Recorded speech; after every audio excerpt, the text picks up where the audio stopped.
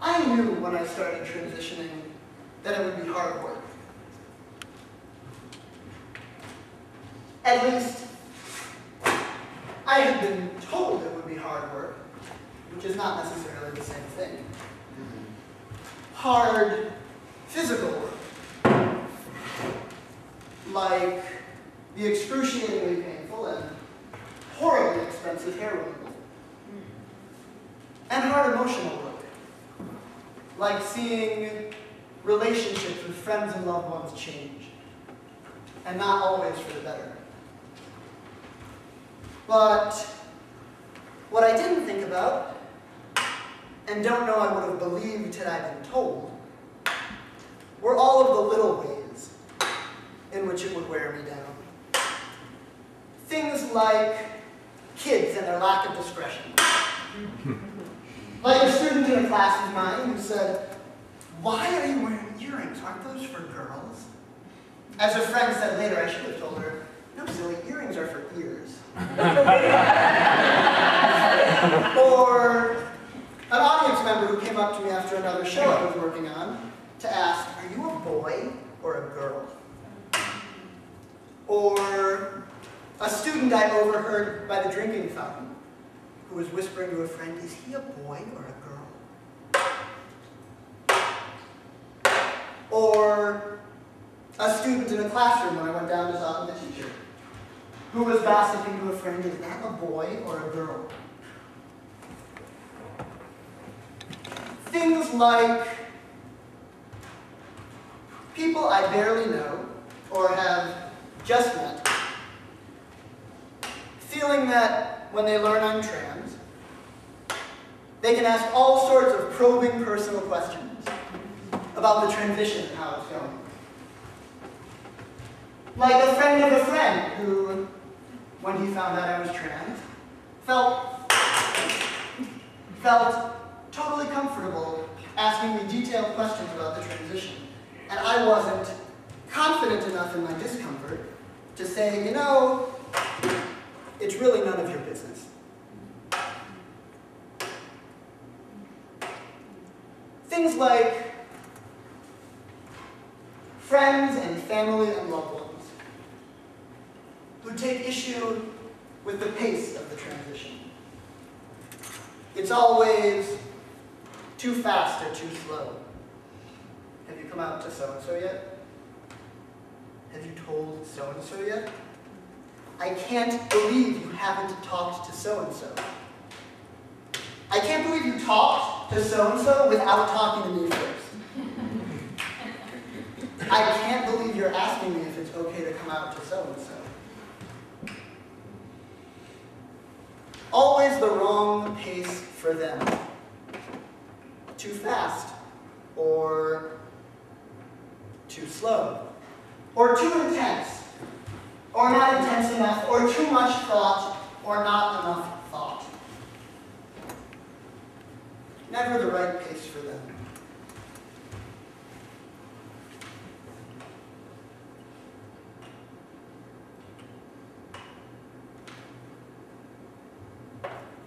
Sometimes it's exhausting. It's exhausting to put one foot in front of the other, to keep my balance, to be an advocate and educator on behalf of myself. Sometimes it's exhausting.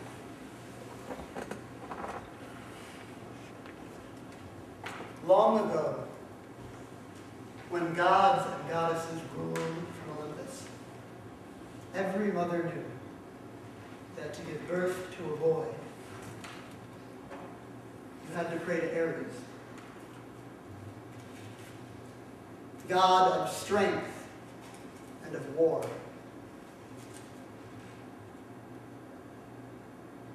And to give birth to a girl, you had to pray to Aphrodite, goddess of love and beauty.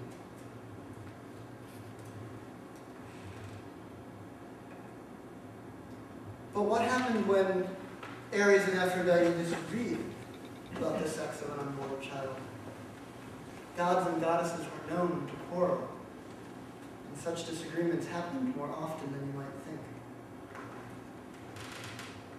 Such it was with one child, who was chosen by Aphrodite to be a girl and grow up into womanhood.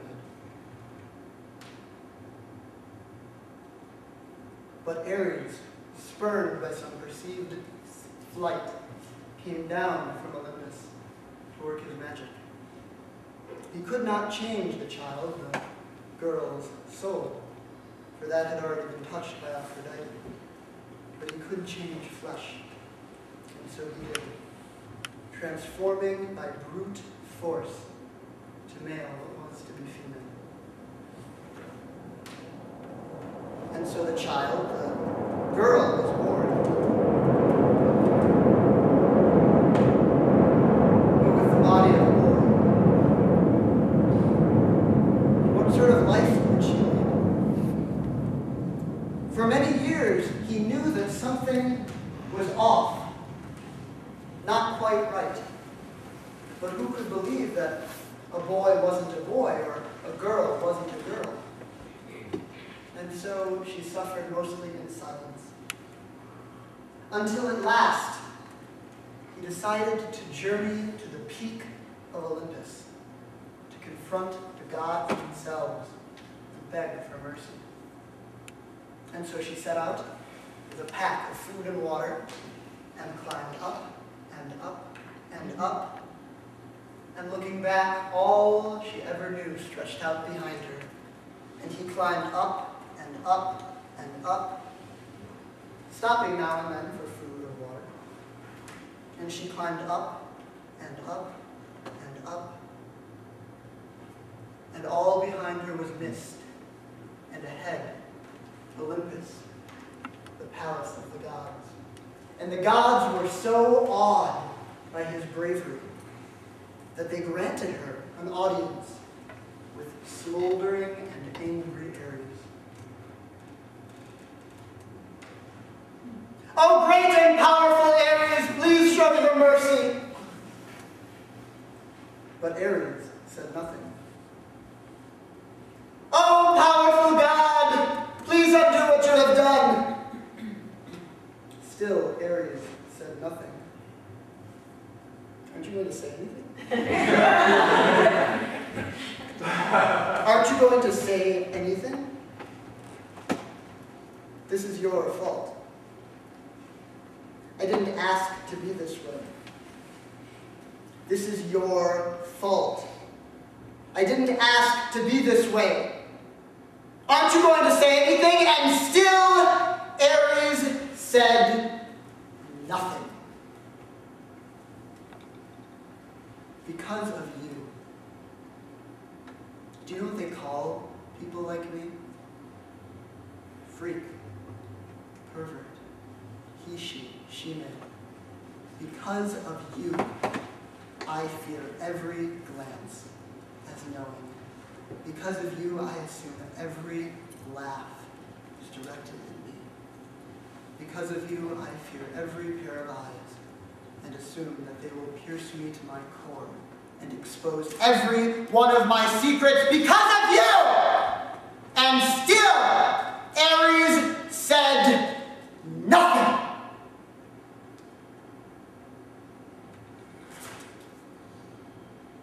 You know what? Fuck Ares.